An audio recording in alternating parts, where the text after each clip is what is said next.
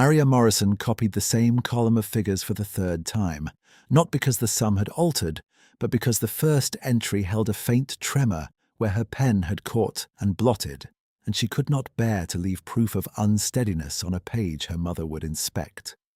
The counting room behind Morrison House was narrow and overwarm, built for ledgers rather than people, with one high window that admitted a slice of pale light and none of the street. Beneath the smell of ink sat the sharper scent of sizing from new muslins stacked against the wall, and under both, always, the faint lanolin weight of wool. Her name had dried at the foot of an engagement settlement 12 days earlier. Every ledger line since had felt like a continuation of that signature.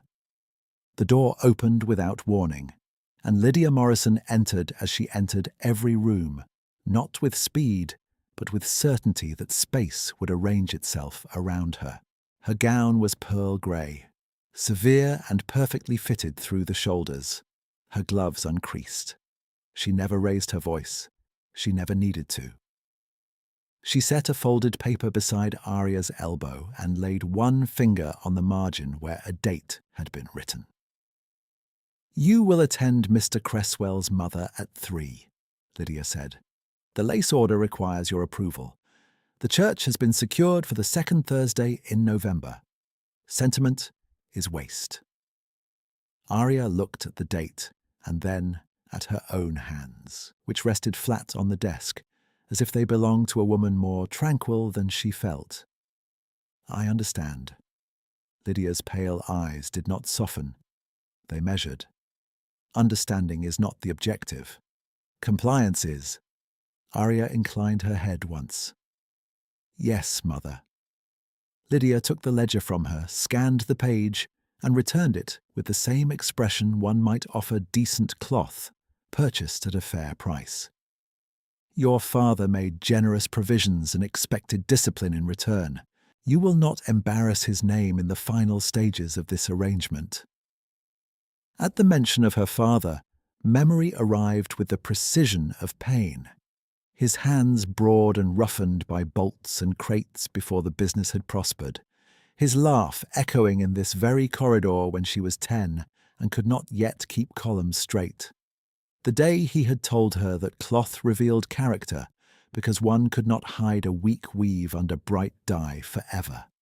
Then fever, then the will, then trusteeship language spoken in rooms where she was present, yet not consulted.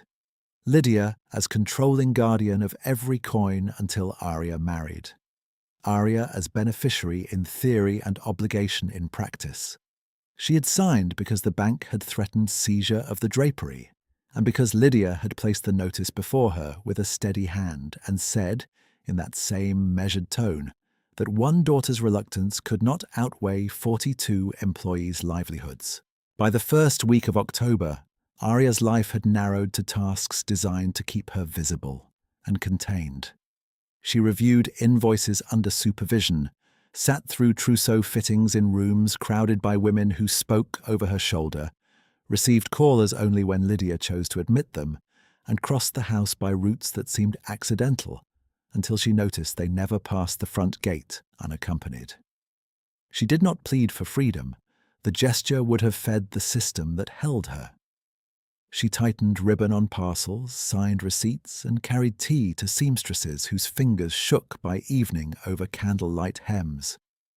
In the workroom, where steam from pressing irons fogged the panes and thread clung to skirts like pale grass, she was still addressed as Miss Morrison, but now with a caution she had never wanted from people she had known since childhood. At 3, she stood on the fitting dais, while Mrs. Cresswell circled her with professional disappointment. The older woman lifted a sleeve between 2 fingers, as if testing a sample she might reject. "She is slimmer than expected," Mrs. Cresswell said to the modiste, not to Aria. "Add structure. Simplicity can read as deficiency." Lydia sat near the fire, half turned away, examining a swatch card. "The trousseau should suggest gratitude," she said, "not personality." Aria kept her shoulders level while pins moved against her bodice, and a tape drew across her waist. Gratitude, as if marriage were arms, as if she had been rescued rather than traded. When the fitting ended, she descended the dais without haste, gathered the discarded measuring ribbon from the carpet, and handed it back to the apprentice girl, who had been too frightened to ask for it. The girl whispered, "Thanks." Arya answered with a nod and took up the tea tray herself when the maid did not appear quickly enough. In the corridor outside Lydia's morning room, voices carried through a door not fully latched. Arya paused because she heard her own name in Mr. Cresswell's precise baritone, and stillness was the only shield she had left in this house. "She is suitable," he said. "I do not require brilliance in a wife. I require stability." Lydia replied in a tone so calm it chilled the wood around it. "You require access. Let us not pretend this is romance, Mr. Cresswell. The settlement is mutually beneficial." A short silence followed, then his quiet assent. "As drafted." Arya did not move until their footsteps shifted deeper into the room. She kept the tea tray balanced though the cups had begun to tremble against their saucers, and she hated that her body had betrayed her before her face did. In the reflection of the silver pot, she saw herself clearly for a brief, distorted second. Straight-backed, expressionless, obediently dressed in dove silk selected by her mother's hand. Suitable, stable, access. She entered when summoned, served tea, and took notes while the two of them reviewed guest lists and clauses. Mr. Cresswell barely looked at her. Lydia did not look away. "You will sign the invitation proofs this evening," Lydia said when he had gone. "And you will cease this habit of carrying trays yourself. It encourages confusion in the staff." Arya set down the pen. "It saves time." "It lowers rank," Lydia replied, "and rank is what protects women from ruin." Arya thought of needle-pricked hands in the workroom, of men at the loading bay lifting winter cloth until their backs bent, of her father saying that rank never kept rain off a roof that had begun to fail. She gave no answer. Lydia unfolded another document and slid it across the desk. "This is the final addendum. Your dowry obligations are adjusted against Morrison House liabilities. Sign." The page was dense with legal language and tiny economies disguised as prudence. Liability transfer, security interests, protective oversight. She recognized enough to understand that each clause tightened the same knot. Her future converted into collateral, then called duty so no one needed to name it, coercion. She read every line because not reading would have felt like surrender to fog. When she reached the signature space, she set the nib to paper and wrote in an even hand. Lydia sanded the ink, folded the document, and rang for the footman. "Efficient," she said, as though praising arithmetic. Evening settled over Morrison House with the soft, expensive hush of thick carpets and closed doors. In the kitchen passage, someone laughed briefly, then stopped when Arya passed. In her room above the old storage wing, the fire had burned low.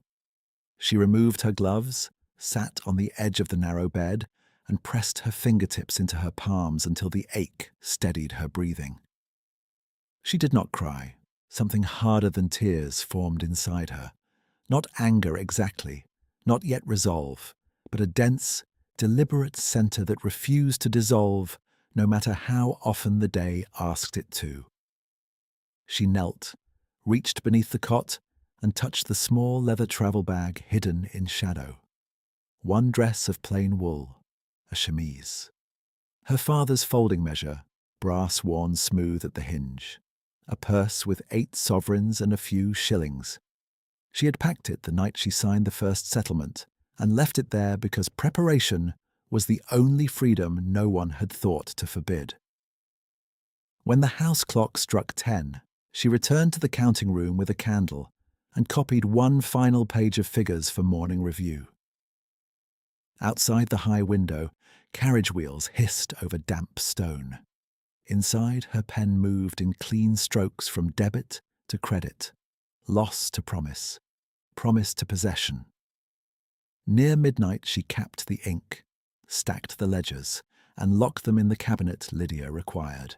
Her hand remained on the key a moment longer than necessary. Tomorrow would bring fittings, signatures, and the same commands spoken in the same flat voice.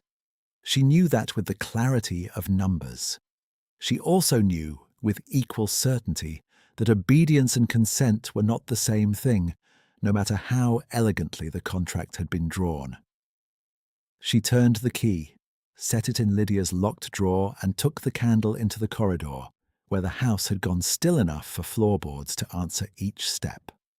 Morrison House looked generous to callers, all polished rails and framed landscapes, but at night its order showed itself for what it was. Doors with inside bolts, bells that summoned before they asked, and passage routes chosen long ago to keep women visible. In her room she did not undress at once. She stood by the narrow window and lifted the curtain edge a finger's width. The street beyond was a strip of black stone and lamp-haloed mist, empty except for a cartman bedding his horse at the mews gate. He moved with a freedom so ordinary it ached to watch. Arya let the curtain fall, banked the fire to ash, and lay down, fully aware of the bag under her cot as if it were another pulse in the room. At 6, a knock sounded exactly twice. Nell, the housemaid assigned to her corridor, entered with hot water and the day card written in Lydia's clear hand. Breakfast in the morning room. Inventory review at 8. Call with Mrs. Cresswell at 10. Fitting at noon. Ledger reconciliation at 4. Supper with Mr. Cresswell and his solicitor at 7.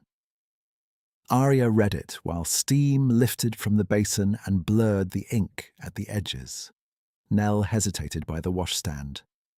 "The blue wool day dress, miss?" "Yes, thank you." "The one with the higher collar?" "Yes." Nell nodded and left. No questions. In this house, silence had become a form of loyalty. Arya dressed herself to save time, pinned her cuffs, and tied her hair with plain ribbon before crossing to the morning room, where Lydia sat at the far end of the table behind the newspaper, as if even breakfast required an official barrier. Toast cooled untouched on a silver rack between them. "Mr. Cresswell has requested adjustment to the wedding breakfast guest list," Lydia said without lowering the paper. "You will assent." Arya spread marmalade thinly over bread she had no appetite for.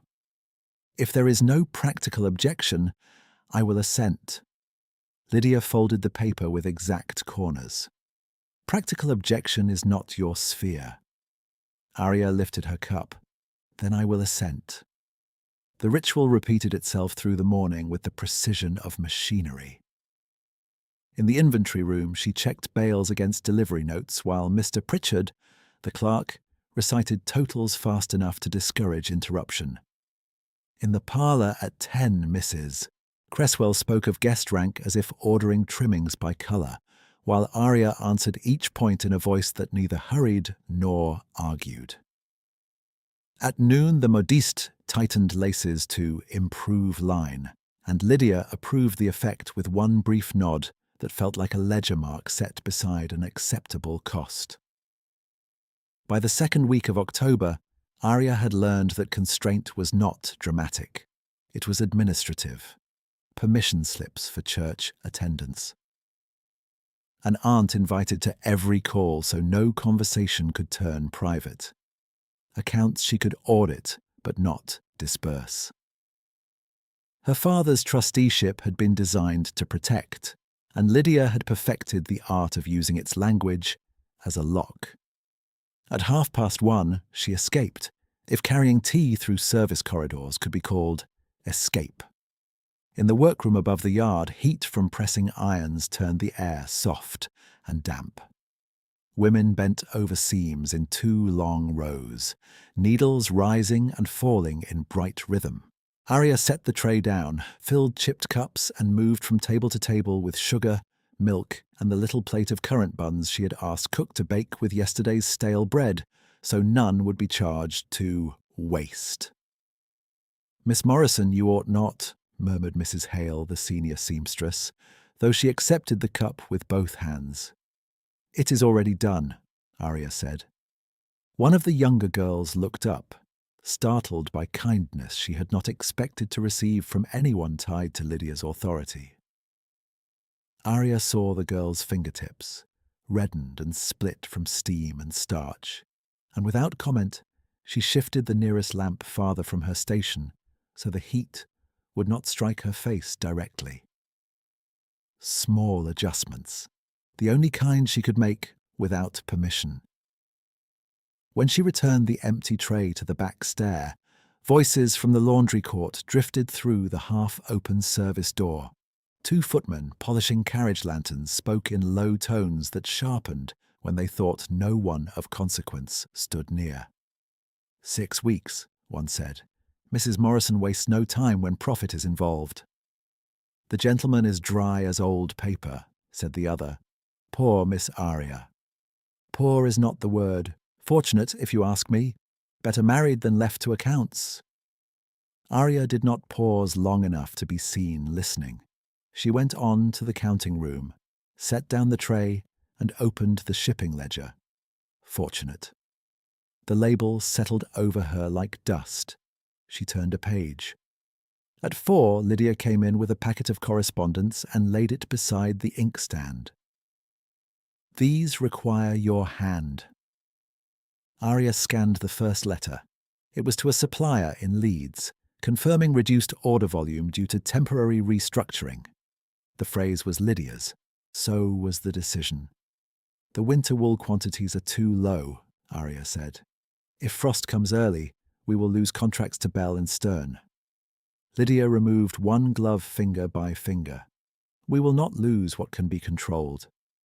Supply cannot be controlled. Then demand will be managed. Lydia met her eyes. Sign. Arya signed all 6 letters in the margin spaces indicated, the nib barely scratching the paper. Lydia gathered them at once and sealed each with dark wax before Arya could ask where they would be sent. Action first. Explanation never. Supper with Mr. Cresswell was a lesson in being spoken around. He praised Lydia's business discipline, discussed railway shares with his solicitor, and asked Arya only whether she preferred cream or clear broth. She answered, "Clear, sir," and listened as he outlined post-marriage living arrangements in terms usually reserved for leased properties. "The London townhouse is sufficient," he said. "My mother will oversee domestic adjustments for the first quarter. Stability requires structure." Arya set down her spoon. "As you judge best." Lydia gave a slight, approving tilt of her head. The meal continued. After the gentleman withdrew to brandy, Arya walked to the back gallery under pretense of fetching a shawl. The house smelled of beeswax and extinguished candles. In the courtyard below, stable boys crossed with pails, and somewhere beyond the gate a dog barked once, then again. She rested her hand on the cold stone balustrade until her breathing steadied, then returned to the drawing room before anyone could note her absence. The next morning began with ledgers and ended unexpectedly at the loading bay. A cart axle had snapped near the side gate, and Mr. Pritchard required someone with authority to release replacement muslin immediately. Lydia was at a solicitor's breakfast, Mr. Cresswell at his club. Arya took the key ring from the hook and went herself. The yard smelled of wet rope, horse sweat, and fresh-cut timber from new crates. Men moved in practiced arcs between wagons and warehouse doors, shoulders bent under bales, boots striking rhythm on stone. Arya read the delivery chit, counted bolts, and signed the dispatch line while Pritchard called numbers over her shoulder. She was returning the key ring to her pocket when she noticed him for the first time. He stood by the far cart, lifting 2 wool bundles that should have required another man, his movements economical rather than showy. The flannel shirt he wore was faded brown-green, elbows whitened by use, cuffs frayed almost through. Yet the garment sat across his shoulders with odd precision, as if cut to him rather than bought. His hair was dark, too long at the nape. His eyes, when he looked up to gauge the wagon height, were grey and direct, and entirely out of place in a man the yard boys called simply Flint. "Elias!" Pritchard barked. "That lot to Bellamy's carriage. Mind the selvage." The man nodded once. "Yes, sir." His voice was low, measured, absent the roughness Arya had come to expect from dockside labour. She watched him brace the bale with his knee and secure it with a knot, tied so quickly she only recognised the neatness after he had stepped back. Not hurried, precise. Near the warehouse door, a young clerk named Jonah laughed to the others and pointed toward Elias's cuff. "Look there! Flint's shirt is holding together by prayer. Shall we pass the hat for charity?" 2 men snorted. Elias did not answer. He reached for the next bundle. Arya crossed the yard before she had considered whether crossing it would invite comment. At the pump, she filled a tin cup, carried it to him, and held it out. "Mr. Flint," she said, formal enough for witnesses. "Water." He paused as if surprised less by the offer than by the title. Then he accepted the cup. "Thank you, Miss Morrison." Up close she saw callus on his right palm, but the nails were clean, trimmed short. Not what the eye expected. He drank, returned the cup, and waited for instruction he did not require. "Hold," she said quietly, and from her sleeve she drew the small emergency sewing roll she carried for torn sample hems. She took his frayed cuff between thumb and forefinger, folded the split edge inward, and set 3 quick stitches, then 3 more. The needle moved fast, practical, without flourish. Men nearby pretended not to watch, and watched anyway. "You should not spend good thread on that," he said. "It was scrap thread," she replied. "Do not catch it on the hook again." For an instant the corner of his mouth shifted, almost a smile, and his face altered from guarded to unexpectedly young. "I will endeavour to obey." Boot steps sounded from the gate. Old Master Bellamy, straight-backed despite his years, entered with his apprentice and a ledger case under his arm. He stopped when he saw Arya's hand still near Elias's sleeve. His gaze dropped to the stitches, travelled up to the shirt, and then fixed on Elias with sudden, unmistakable recognition, masked too late. Bellamy recovered first and addressed Arya, but the words were for no one else in the yard. "Miss Morrison, your seam is clean." "Thank you, sir."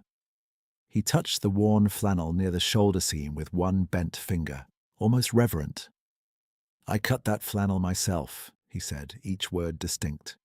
"Bespoke, for one man only." Silence moved through the loading bay like a draft through open doors. Jonah's grin fell away. Pritchard stared as though he had misheard his own name. Arya looked from Bellamy to Elias. Elias had gone still, cup in hand, grey eyes unreadable now.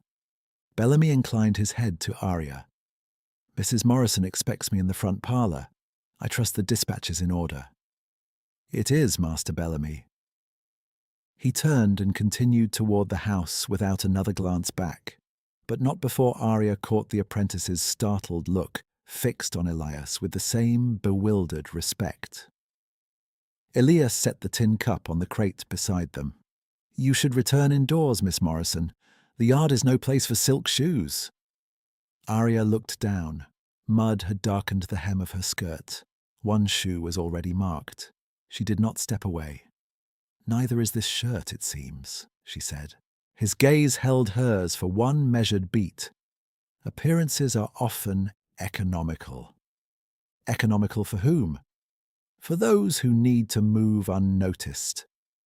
Mr. Pritchard called sharply for the next load. Elias picked up the bale and settled it to his shoulder with effortless control. "Good day, Miss Morrison," he said. "Good day, Mr. Flint." She watched him cross the yard in that same faded flannel, now no longer simple in her sight, and felt the day's carefully ordered structure tilt by a degree so slight no one else appeared to sense it. Yet, as she walked back through the service door with mud on her shoe and thread still looped around her finger, one thought settled with quiet certainty. Something in this house had just shown its true weave. Arya stood in the service passage for one breath longer, thread still looped around her finger, then unwound it and placed the needle back into her sleeve roll, as if precision of movement might restore precision of thought. The house had not changed. The same bells sounded from the front corridor. The same maid crossed with polished silver and lowered her eyes. Yet Bellamy's quiet declaration sat under every ordinary sound, persistent as a burr in wool, bespoke for one man only. She washed the mud from her shoes at the rear basin, changed her skirt, and went to Lydia's morning room when summoned. Mr. Cresswell was already there with his solicitor, both men standing near the mantel, while Lydia remained seated at her escritoire. A packet of documents lay open with weighted corners, and the room smelled faintly of sealing wax and verbena. "Sit," Lydia said. Arya sat. Mr. Cresswell did not look at her at first. He addressed the solicitor. "Read Clause 12 again, the revision regarding discretionary disbursements." The solicitor adjusted his spectacles and began in the dry cadence of a man reciting a timetable. Property settlements, future issue, management authority vested during transition. Arya kept her hands folded in her lap and fixed her gaze on the grain of the writing desk. Every third sentence translated to the same fact. After marriage, her decisions would require approval from people who already considered her a useful instrument, rather than a principal. When the reading ended, Lydia slid the papers toward Arya. Initial each marked line. Arya read. She did not rush. At one margin she paused. "This line alters access to the apprenticeship fund," she said. "My father ring-fenced those wages." Lydia's expression did not alter. "Circumstances require consolidation." "Consolidation for whom?" "For the house," Lydia said. "Initial." Mr. Cresswell gave a brief, almost weary sigh, as if principle were an inefficiency. "Miss Morrison, stability depends upon coherent authority. Fragmented benevolence undermines discipline." Arya looked at him directly for the first time that afternoon. "Then discipline is expensive, sir." The solicitor made a small sound in his throat, uncertain whether to be amused. Lydia tapped the page once with a fingernail. Arya placed her initials where indicated, then rose when dismissed, and carried the copied abstracts to the parish office herself because Lydia's footman had been sent elsewhere. No one objected. Her errands were invisible when useful. St. Jude sat 3 streets away, its stone front greyed by soot and age, its vestry clerk patient and incurious. Arya waited while ban forms were entered into the parish ledger and felt the scratch of the clerk's pen as a physical irritation between her shoulders. 2 women from a neighbouring pew looked up as she passed, and then quickly down, though not quickly enough to conceal recognition. Society did not need proximity to judge. It required only a name and an arrangement. When her business was finished, she descended the church steps into thin afternoon light. One glove loosened because the stitching at the wrist had begun to pull. A carriage wheel struck a rut near the curb and splashed the lower stairs with dirty water. Arya stepped aside, missed the final rise of stone, and the glove slipped from her hand into the wet. She turned to retrieve it and found Elias already bending, His flannel darkened at one shoulder where rain had struck.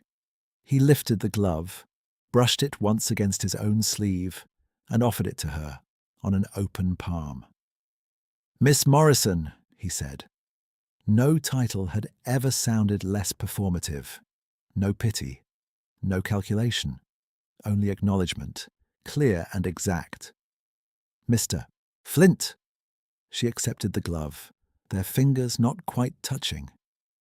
"You have rescued me from appearing clumsy in public." "Public already made up its mind," he said. Then, as if aware he had crossed some line of propriety, added, "The mud would have stained kid leather."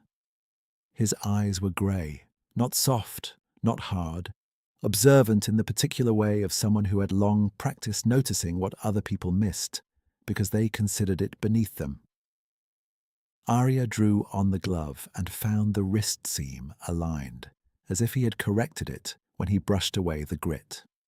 "You clean gloves as well as you tie freight knots," she said. "I clean what can be cleaned." A church bell sounded behind them, one measured peal. A groom called to his team at the corner. For a moment they stood in the narrow, weathered strip between parish door and street, both of them technically in transit and neither moving. "Your cuff held," he said at last, glancing at the stitches she had set in the yard. "Then we have both done competent work today."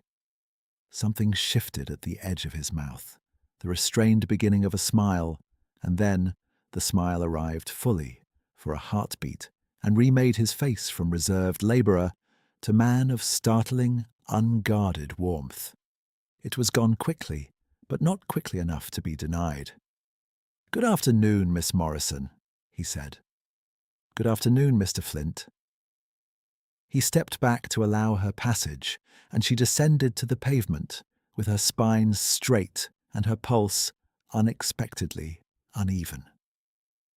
She did not look back until she reached the corner. He was still at the church rail speaking to an elderly verger while adjusting a broken latch with a small tool drawn from his pocket, as if mending church hardware were part of his freight duties now. When she turned toward home, she told herself she had merely witnessed competence in an unusual place.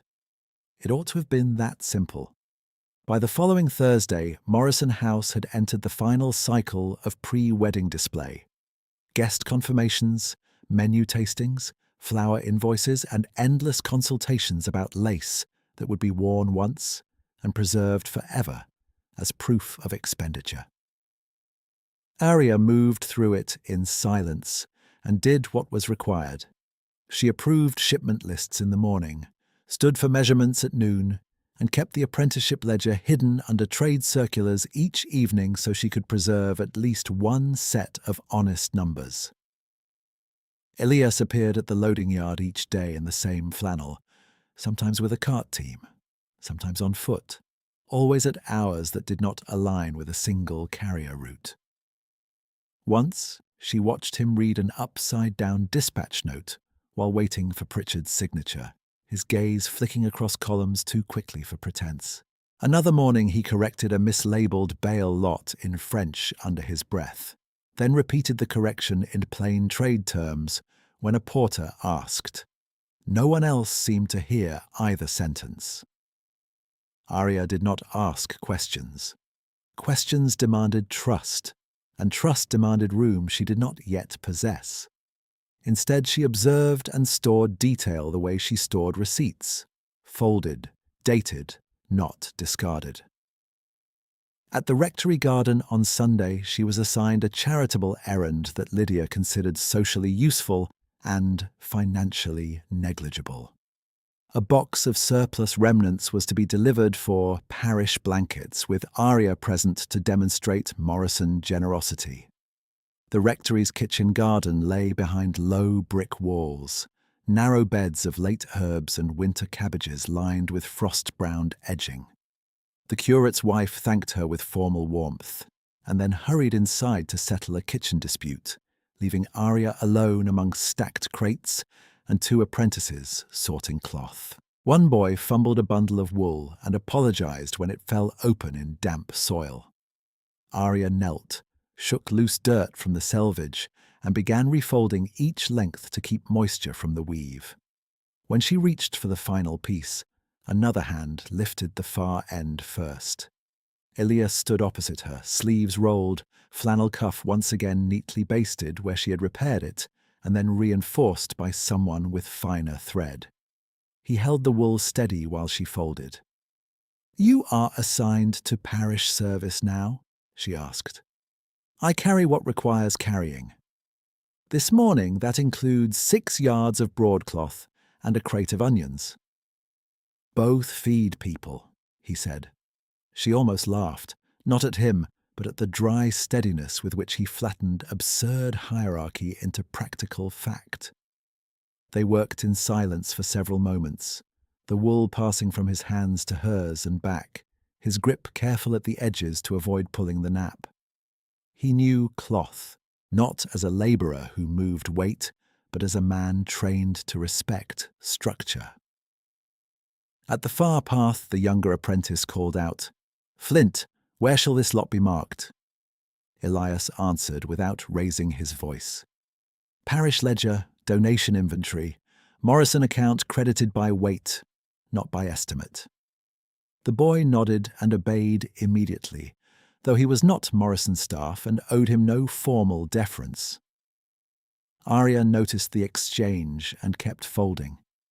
"You issue instructions as if the world expects to hear them," she said. He glanced up. "Does it not?" "It rarely hears women." "It hears you," he said, and returned to the crate.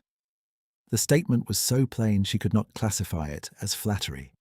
It carried no softness, only conviction, and because it was spoken without ceremony, it landed deeper than polished compliments ever had.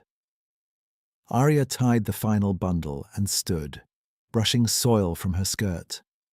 "Thank you for your assistance, Mr. Flint. You had it in hand." "Even so."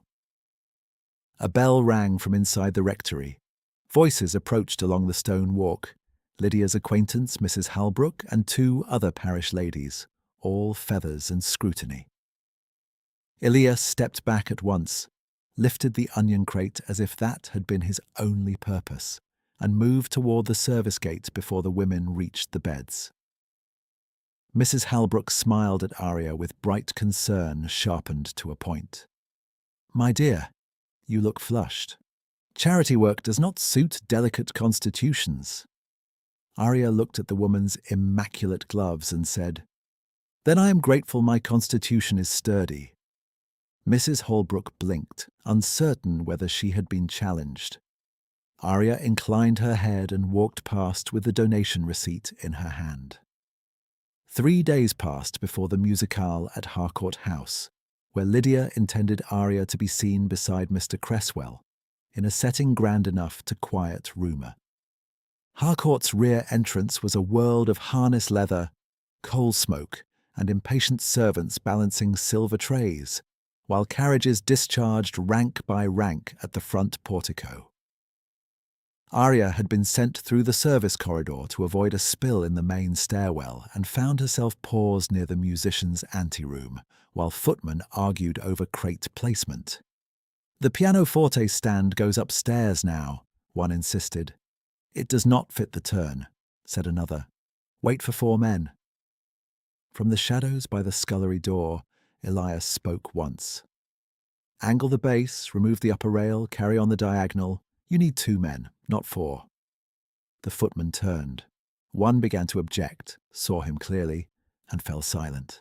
The other nodded at once. "Do it." They did exactly as instructed. The stand cleared the turn on first attempt.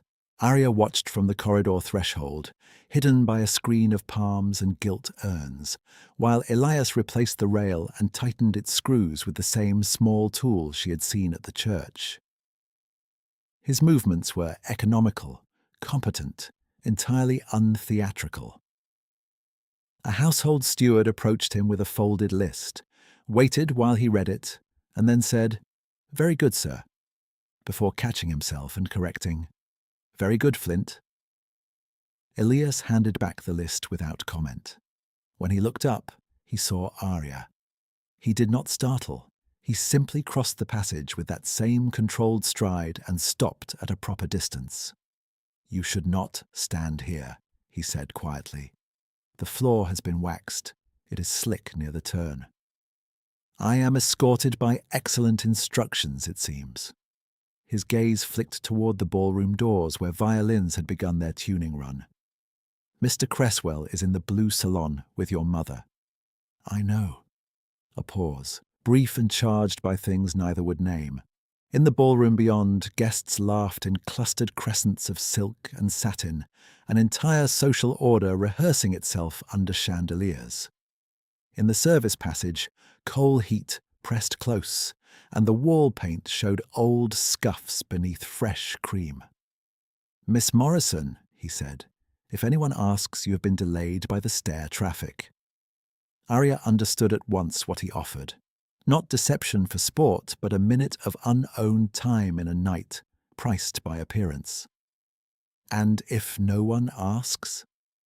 "Then you were never delayed." She looked at him, at the worn flannel collar, at the shoulders of a shirt cut by the best tailor in London for reasons no one had yet explained, and chose restraint, because restraint had kept her intact, where open protest would have been used against her. "Thank you," she said. He inclined his head. "You are welcome." She moved toward the ballroom entrance and paused just before the light struck full across her face. Behind her, she heard him give 2 short directions to the porters about lamp oil levels and corridor clearance, and the men obeyed with immediate efficiency. Arya stepped into the music, accepted Mr. Cresswell's offered arm, and took her place in the sequence Lydia had designed. Yet through the opening set, while Mr. Cresswell spoke of investment yields and his mother's preferred china pattern, Arya held to a quiet internal certainty that no longer felt like guesswork. Elias Flint did not belong to the margins where this world had placed him. He moved through hidden corridors as if he had built them, and people who had never learned to hear women listened when he spoke. She did not know what that meant. She only knew she had begun against every sensible instinct to feel less alone inside her own life. The final notes of the set dissolved into applause, and Arya released Mr. Cresswell's arm with the precise smile expected of a woman being displayed as settled property. He bowed, already turning toward a banker near the card-room door, his attention reclaimed by figures and men. Arya moved to the edge of the blue salon, where mirrors multiplied chandeliers into a forest of light, and for one narrow minute she stood between 2 marble columns and let her lungs fill without instruction. A tray crashed in the service passage beyond the palms, followed by a muffled cry and the quick shuffle of servants trying to quiet evidence before it reached polished ears. Mrs. Halbrook looked over with displeasure as if pain were merely untidy. Lydia did not turn at all. She continued speaking to Lady Cresswell about guest placements, one gloved hand resting on the back of Arya's vacated chair. Arya stepped away from the salon and crossed into the corridor before any hostess could call her back. Near the side stair, a young warehouse apprentice sat on the tiles with his shoulders against the wall, his face gone grey under freckles. Thomas Pike, 19 and newly promoted from yard lifting to trimming inventory. His right wrist had twisted beneath a fallen crate. He held it against his chest and tried not to make a sound. Beside him, Elias crouched on one knee, steadying the boy's elbow while a footman hovered uselessly with linen napkins. "It was not his fault," Elias said without looking up as Arya approached. The stand leg split. Thomas shook his head quickly, loyal even in pain. "I should have checked the screw, miss." Arya knelt, silk hem pooling on waxed stone, and touched 2 fingers to the pulse in Thomas's left wrist first, then the right forearm above the swelling. Hot skin, fast pulse, not broken by the feel of it, but strained badly enough to end his wages if left untreated. "We require a surgeon," she said.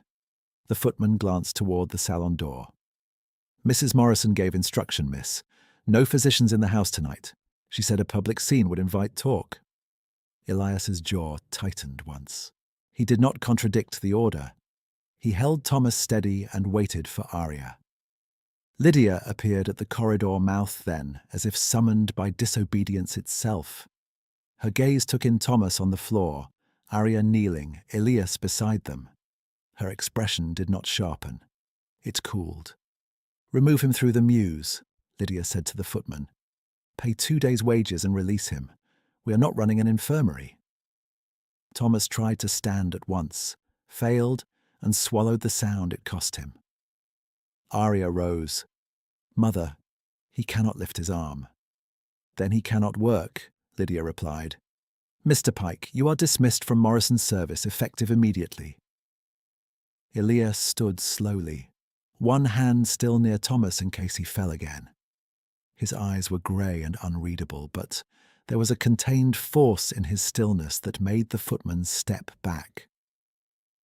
Arya looked at Lydia and understood that argument would be treated as spectacle, then punished later, in quieter ways. She did not argue. "As you direct," she said. Lydia gave one curt nod and returned to the salon. Arya turned to Thomas. "Can you walk if we support you?" "Yes, miss." "Then stand." With Elias on one side and Arya on the other, Thomas reached his feet.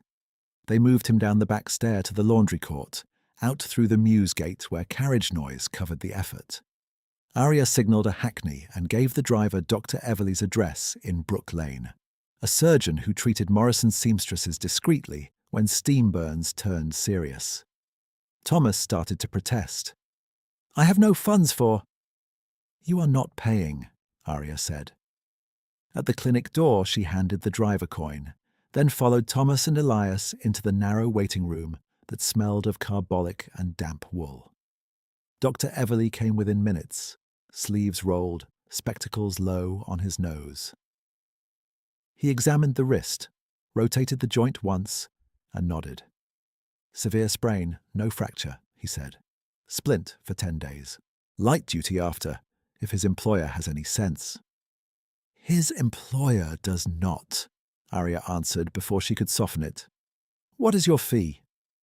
Everleigh named an amount high enough to erase the month's private allowance Lydia released in tiny, supervised sums.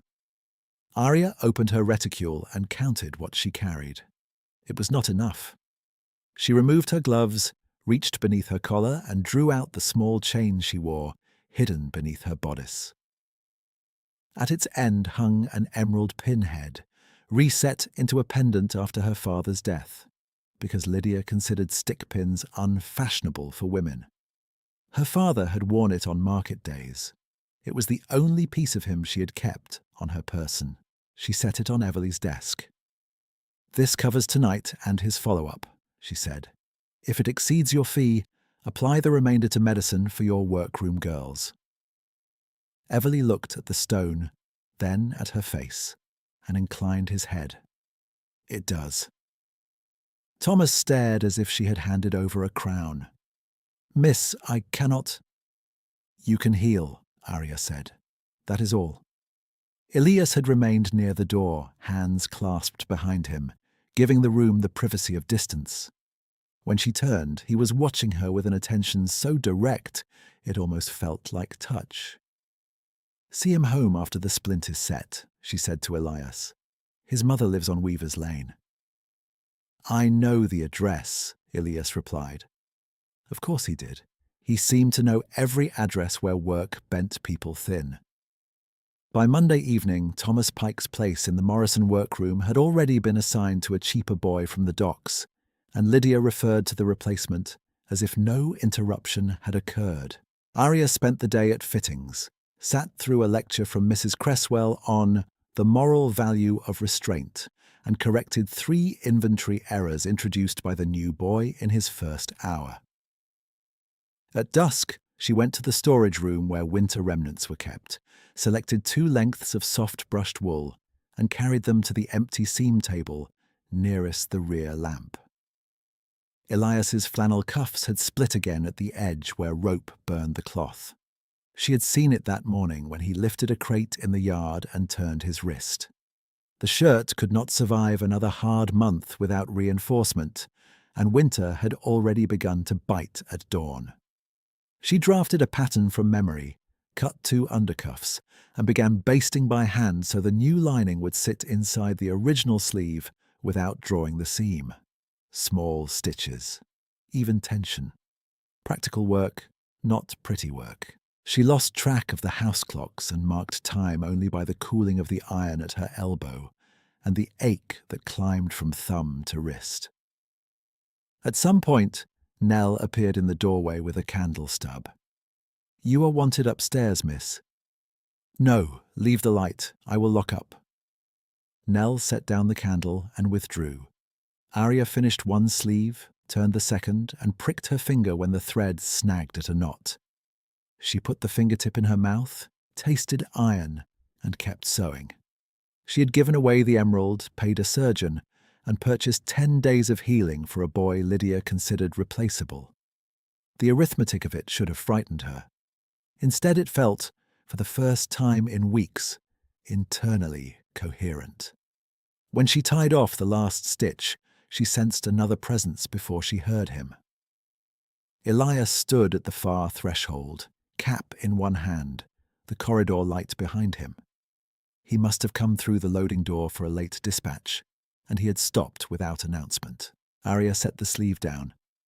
"You should not stand in drafts with wet hair, Mr. Flint." His gaze dropped to the shirt spread across the table, then to her needle, then back to her face. "You sold something," he said quietly. "For Pike." She stilled. News travels quickly. It does when gratitude outruns discretion. She folded the flannel once, careful over the fresh basting. "Dr. Everly says he will recover full use." "I know. I took him to his mother. She cried when she saw the splint, then apologized for crying as if it were an inconvenience to me." Arya gave a faint exhale that was almost a laugh and not amusement. Women are forever apologizing for evidence. Elias stepped closer to the table, but did not reach for the shirt. "Why this as well?" "Because winter is indifferent to class," she said, "and because cuffs are cheaper than illness." For a moment he said nothing. His eyes were grey in the low lamp, not opaque now but intent, as if he were revising a conclusion he had held too rigidly. "Miss Morrison," he said, formal and roughened at the edges, "you owe me nothing." "I am aware." "Then why?" She threaded the needle back into her sleeve roll and met his gaze. "Because I chose to." He looked down once, mastered whatever had moved across his face, and nodded. "Then I accept." She pushed the folded flannel toward him. He took it with both hands, almost ceremonially, though the garment remained the same weathered shirt every servant in the house had dismissed. At the door, he paused. "Pike asked me to tell you he has begun wrist exercises," he said. "He intends to return to work whether invited or not. Tell him to wait the full 10 days. Stubbornness heals poorly." A small change touched Elias's mouth, not quite a smile, but near it. "Yes, miss."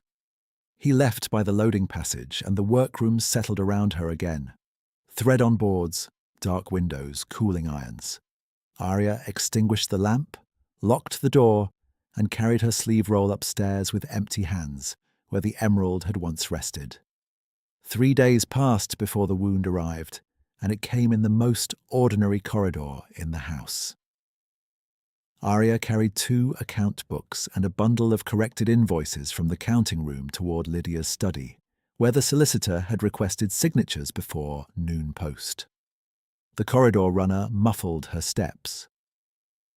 Sun from the stair window fell in pale bars across the wall portraits, turning varnished eyes briefly alive. She reached the study door and halted when she heard her mother's voice through the half-latched panel. "The girl is incidental," Lydia said, each word flat as cut stone. Once the marriage is executed, her father's mill shares revert to me under consolidation authority, the solicitor murmured, uneasy. Ladyship, the codicil language may be challenged if Miss Morrison alleges coercion. There will be no allegation. She has neither temperament nor witness. Draft the transfer schedule. Paper shifted. A pen tapped wood. Mr. Cresswell's voice entered, cool and precise. I require assurance that liabilities do not follow her into my accounts. You require an obedient wife with liquid access, Lydia replied. You are receiving both. Arya's fingers lost strength. One ledger slid first, then the second, and the invoices fanned across the corridor floor in a soft rush of paper that sounded indecently loud. She pressed her free hand hard against her stomach as if bracing for a physical blow. Breath caught high and sharp beneath her ribs. For a suspended second, she could not command her knees. Inside the study, chairs shifted. Was that outside? The solicitor asked. Arya moved then. She crouched, gathered pages with hands that trembled once, and then steadied by force, aligned corners against her palm, and rose before the latch turned. She stepped back into the side passage just as the door opened, and a footman emerged carrying a tea tray, barely glancing at her. Miss Morrison, he said. Mrs. Morrison will receive those in 10 minutes. Very good, Arya answered. Her voice did not waver. She stood alone at the turn of the passage where the housemaid kept coal scuttles out of sight, ledger edges biting into her forearm. Incidental. The word went through her like cold water. Not daughter, not partner in the business her father built. A hinge in someone else's transfer schedule. She did not cry. She straightened the invoices once more, then walked to the counting room, set the books on her desk, and closed the door with deliberate care. Outside, the house continued in perfect order. Bells, footsteps, the muted clatter of trays. Inside, her pulse hammered against her throat, while something denser than shock began, quietly and with terrifying clarity, to take shape. Arya stood with both hands on the edge of the counting desk until the grain of the wood stopped wavering under her eyes. Outside the closed door, Morrison House continued in its usual cadence. A bell from the front hall, a maid's measured steps, the muted drag of coal being brought upstairs. Inside, the room held ink, wool, and the lines she had just heard through a half-latched door. The girl is incidental. She drew a fresh sheet from the stack, dated it, and began copying the solicitor's transfer figures with the same exact hand Lydia praised when it served her. Assets, liabilities, consolidation authority. The words no longer bruised, they clarified. If her mother meant to move the mill shares immediately after the ceremony, then every hour of compliance now functioned as consent on paper. Arya sanded the page, folded it, and placed it with the invoices as if nothing had altered. When she returned to the study 10 minutes later, Lydia did not glance up at once. Mr. Cresswell stood at the mantel with one hand tucked behind his back, already dressed for departure, while the solicitor sorted documents into 2 tidy piles. You are late, Lydia said. 2 minutes, Arya replied, and set the books on the side table. The solicitor accepted the ledger from her with relief, as if books were less difficult than people. Mr. Cresswell finally looked over, his expression politely vacant. We require your signature on the revised breakfast list, he said. My aunt objects to being seated near textile merchants. Arya took the pen Lydia extended. Then seat her near clergymen. Mr. Cresswell blinked once, uncertain whether she had offered wit or defiance. Lydia's mouth flattened by a degree. Sign, Lydia said. Arya signed, blotted, and returned the pen. Her pulse had settled. The steadiness surprised her. Lydia opened another folder. Tomorrow you will call on Mrs. Cresswell at 11. There will be no further alterations to your schedule without my approval. Arya met her mother's eyes, pale, cool, incurious. Noted. She left before dismissal could be granted, crossed the corridor, and took the back stair to her room with an even pace that did not invite pursuit. The narrow chamber over the old storage wing looked exactly as it had that morning. Washstand, cot, one trunk she was expected to bring to marriage with embroidered linen selected by Lydia. Arya knelt, reached beneath the cot, and drew out the small leather travel bag she had packed weeks before. The hinges on her father's folding measure clicked softly when she opened the front pocket to check it was still there. This was the cost, she thought, with clear, almost clinical certainty. Not money. Position. If she walked out before the bans were complete and the settlements executed, society would name her unstable, ungrateful, ruined by sentiment. Lydia would call it proof that women required management. Mr. Cresswell would speak of regrettable volatility over brandy and be pitied for his inconvenience. Arya placed 2 additional chemises in the bag, added a plain dark dress, wrapped her account notebook in a spare kerchief, and closed the clasp. At supper, she appeared on time. Lydia discussed flour invoices. Mr. Cresswell did not attend. A steward brought in cod and potatoes. Arya ate what was placed before her, answered when addressed, and did not once let her voice fray. Afterward, she reviewed invitation proofs in the drawing room, corrected one misspelled viscountcy, and excused herself at 9 under pretense of a headache. Lydia granted permission with bored displeasure. In her room, she did not light the main lamp. She sat by the faint fire and waited through the house's nightly descent into silence. Doors bolted, final coal scuttle, the distant turning of keys. By midnight, only the corridor clock remained, marking each quarter with a soft, metallic strike that seemed to come from inside her chest. She changed into the plain wool dress, pinned her hair tighter, laced her sturdy walking boots instead of house slippers, and put on her old cloak with the mended hem. An hour later, she rose, lifted the travel bag, and opened her door. The corridor was empty. Moonlight from the stair window laid silver bars across the runner. She moved along the wall where boards were least likely to speak, descended the service stair, and crossed the rear passage by the cold pantry. At the counting room, she stopped, unlocked the door, and went in once more. She did not take cash from the safe. She did not touch Lydia's private drawer. Instead, she laid her ring of room keys on the ledger cabinet, placed a short note beneath them, and sealed it with wax from the candle stump. I withdraw my consent. Do not send for me. No explanation. No plea. She set the candle down, listened to the tiny hiss as wax cooled, and left the room for the last time. At the kitchen court door, Nell sat dozing on a stool beside the bread cupboard, assigned to early oven duty. The girl startled upright when she saw Arya cloaked and carrying a bag. "Miss." Arya stepped close and pressed 2 coins into Nell's palm. "You did not see me. At dawn, put my note on Mrs. Morrison's breakfast tray." Nell's eyes widened, then filled with a fear she tried to hide.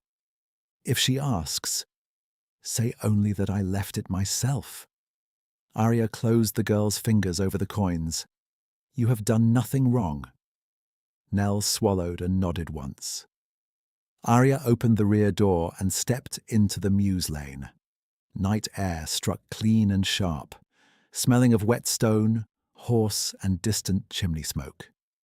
She did not look back at Morrison House.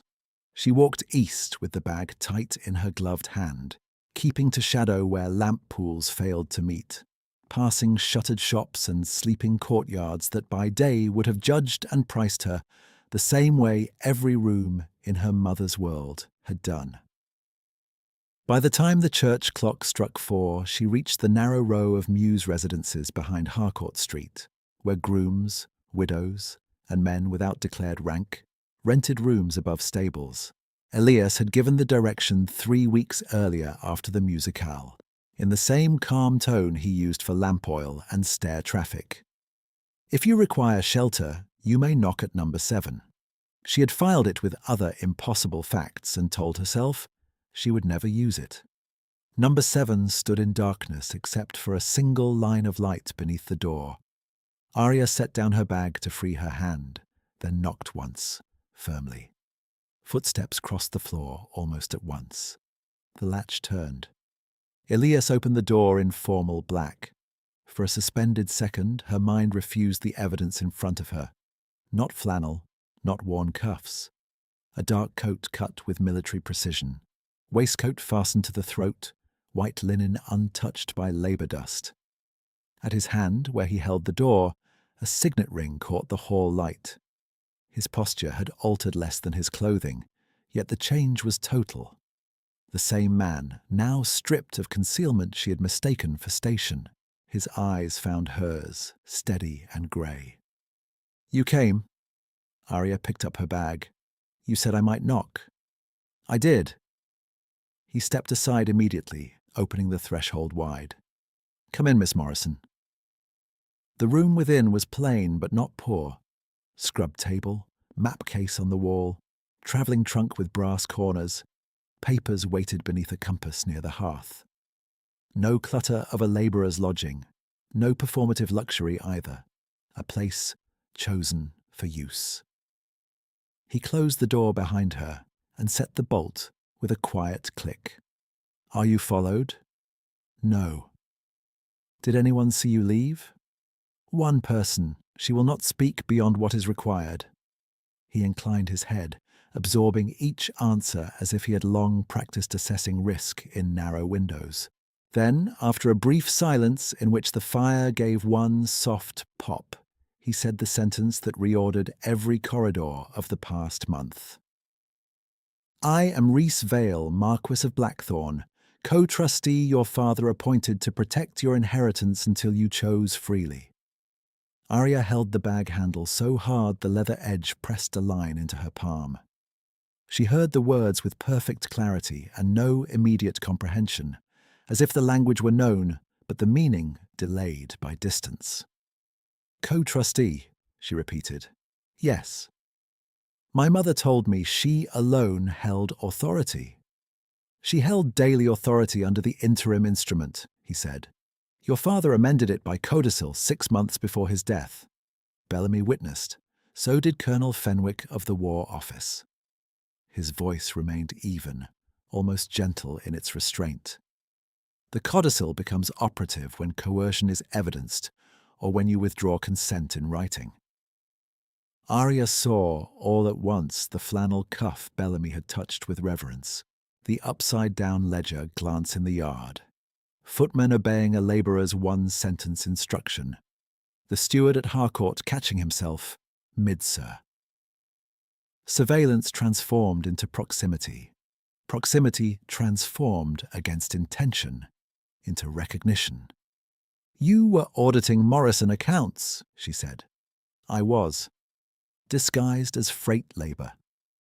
It permitted access to rooms where rank would have been denied or staged." A flicker crossed his face. Not regret exactly, but the acknowledgement of a hard method. "It also allowed me to observe whether you acted under pressure or preference.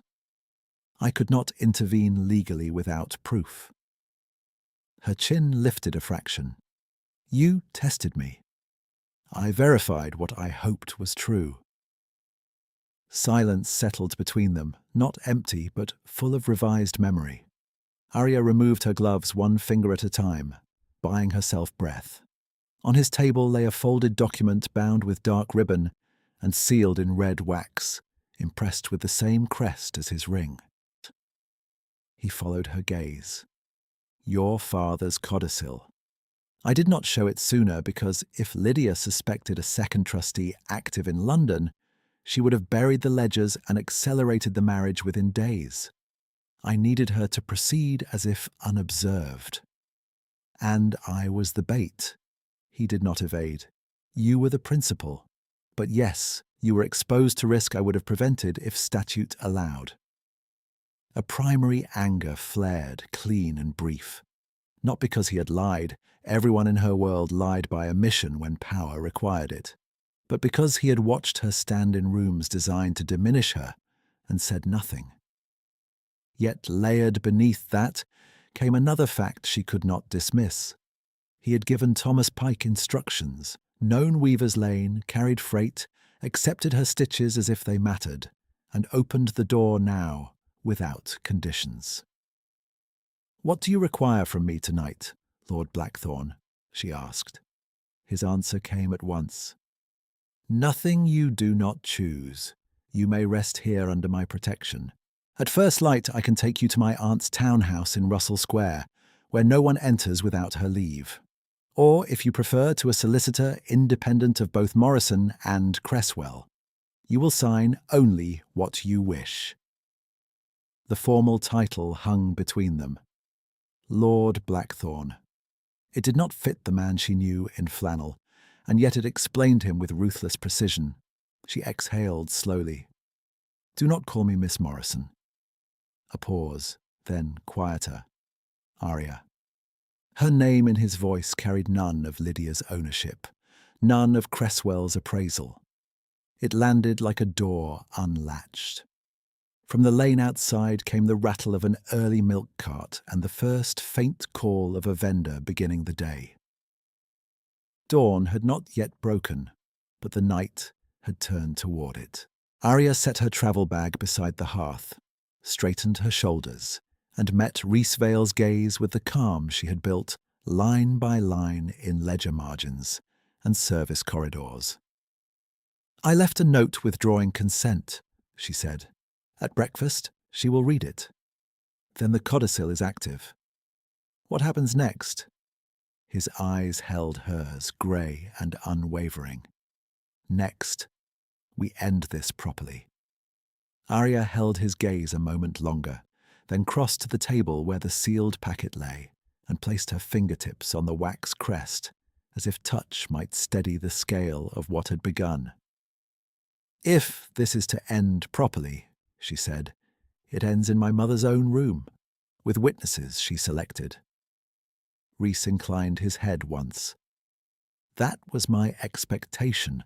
I would not choose the method without you." He opened the map case and drew out 3 folded documents already ribboned for presentation, then added a 4th from a locked dispatch box. A slim ledger in Lydia's hand, pages marked with amended figures, and erased transfer dates restored in darker ink. Aria recognized the column style at once, hidden withdrawals broken into innocuous sums. "You took that from her study," she said. "I took it from the false bottom under her correspondence tray after your note activated the codicil." His voice remained even. "Under emergency trustee authority. No flourish, no apology. Procedure." He set the papers in order on the table. Her father's codicil with Bellamy and Colonel Fenwick's signatures, her written withdrawal of consent, brought by Nell at dawn under Rhys's instruction, the interim trust instrument Lydia had relied upon, and the concealed ledger proving diversion attempts tied to the marriage date. Then he looked at her travel bag near the hearth. "Bring what you need for one day only," he said. "Everything else can be recovered through inventory." She knelt and opened the bag. Plain dress, chemise, purse, account notebook, her father's brass folding measure. She touched the hinge of the measure once, then closed the clasp and rose. At 7:30, the carriage stopped before Morrison House, just as delivery carts began to crowd the lane. Aria stepped down first. She wore the same dark wool dress she had left in, boots still dusted from the Mews Lane, and she walked through the front entrance without waiting to be announced. Rhys followed in a black coat cut to rank, gloves unadorned except for the signet ring she now understood had never been decoration. It was authority worn in plain sight. In the hall, 2 footmen stared, then bowed to Rhys with the reflexive precision of men who knew title before name. "Lady Morrison in the morning room?" Rhys asked. The elder footman swallowed. "Yes, my lord." Arya kept walking. Lydia stood at her escritoire with the solicitor and Mr. Cresswell beside the fire, exactly as if the day were proceeding by schedule. Nell's hands shook as she poured tea. On the desk, Arya saw her own sealed note already broken and flattened near Lydia's glove case. Lydia looked up, took in Arya's dress, the travel bag, then Rhys, and for the first time in Arya's memory, failed to speak immediately. Mr. Cresswell recovered first. "Miss Morrison, this display is unnecessary." Rhys closed the door behind them. "It is concluded, Mr. Cresswell. Sit." The single word landed like a command given on a field, not in a drawing room. Cresswell sat. Lydia's face hardened into the old marble composure. "Who enters my house and issues orders to my guests?" Rhys placed the sealed packet on the desk and removed his gloves with deliberate care. Rhys Vale, Marquess of Blackthorn, co-trustee to Arya Morrison's inheritance under codicil, dated 6 months prior to Edwin Morrison's death, witnessed by Master Bellamy and Colonel Fenwick. Silence followed, dense and absolute. The solicitor reached for the top document with a hand that had gone pale at the knuckles. "That codicil was never filed with me," he said. "It was filed at Chancery and at the War Office Registry under private seal," Rhys replied. "Your copy was intercepted before service. The registry clerk will attend if required." Lydia's gaze shifted to Arya, cold and flat again. "You will return to your room at once." Arya set her bag down beside the door and met her mother's eyes. "No, mother. It ends." Lydia drew breath to speak, then stopped as Rhys opened the concealed ledger and turned it toward the solicitor. "Compare these entries against yesterday's transfer schedule," he said. "You will find pre-positioned withdrawals under textile loss provisions, all maturing the week after the wedding."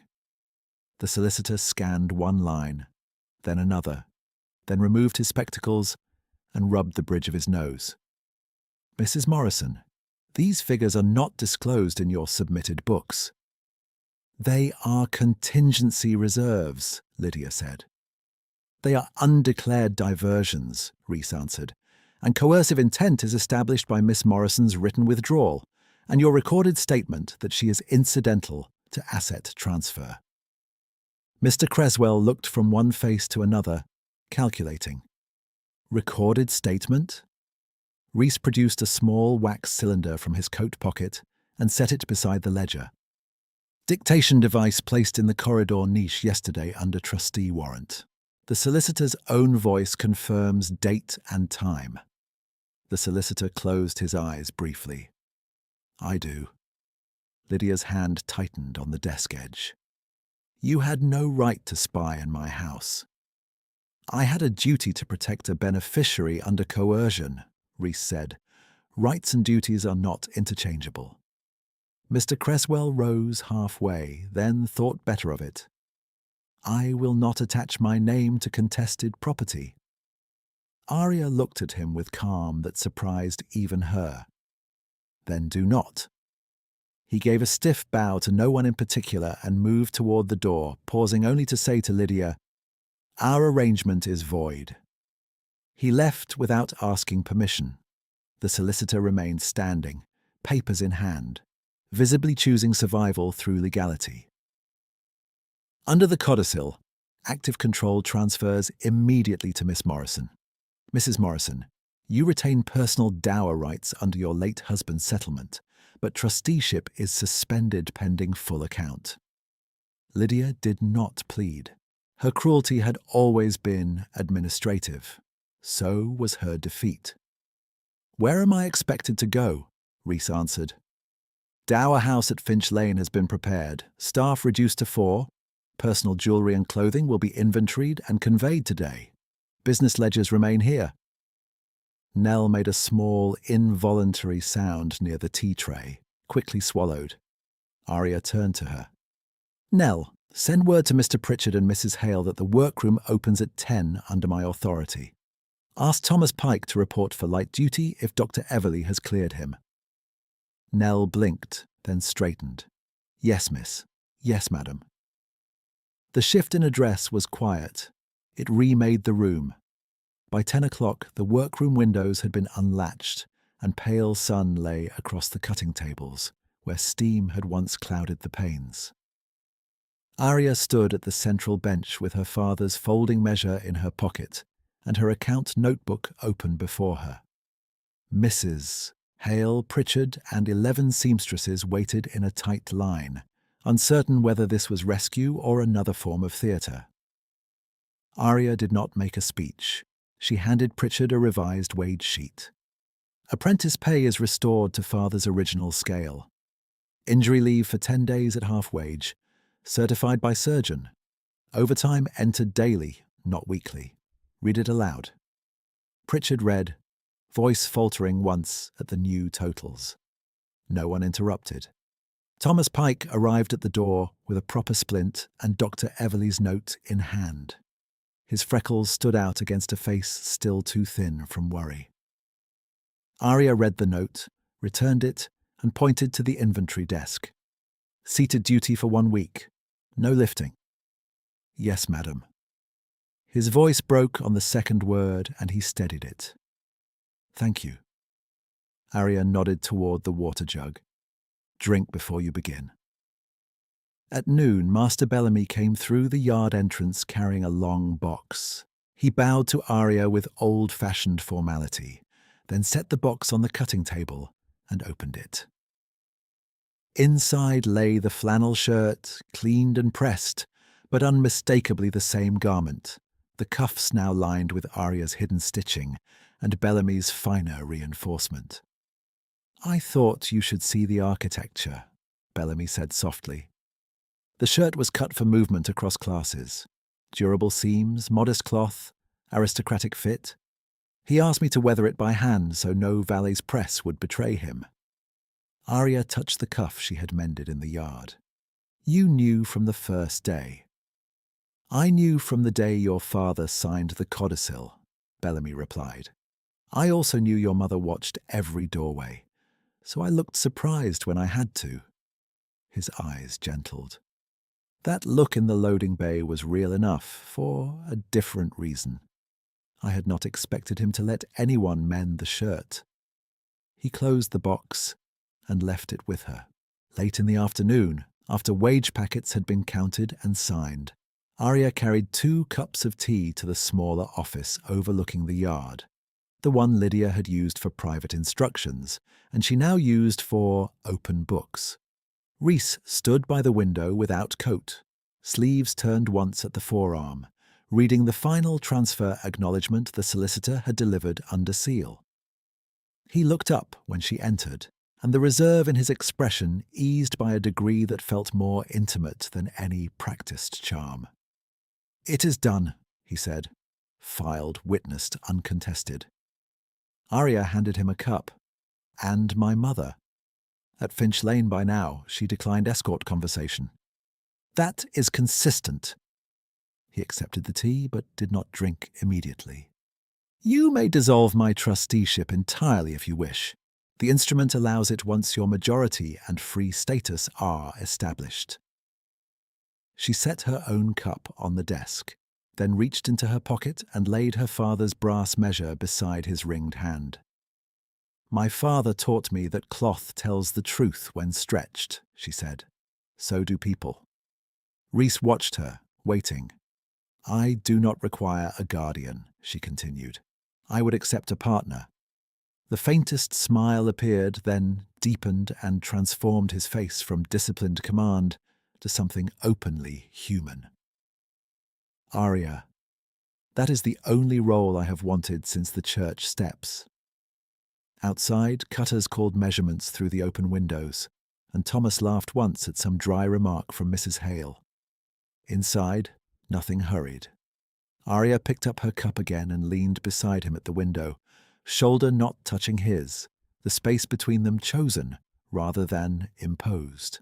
In the yard below, bolts of winter wool were being unloaded under her direction, entered into her ledgers, paid at fair rate, and sent to tables where skilled hands waited for work instead of permission.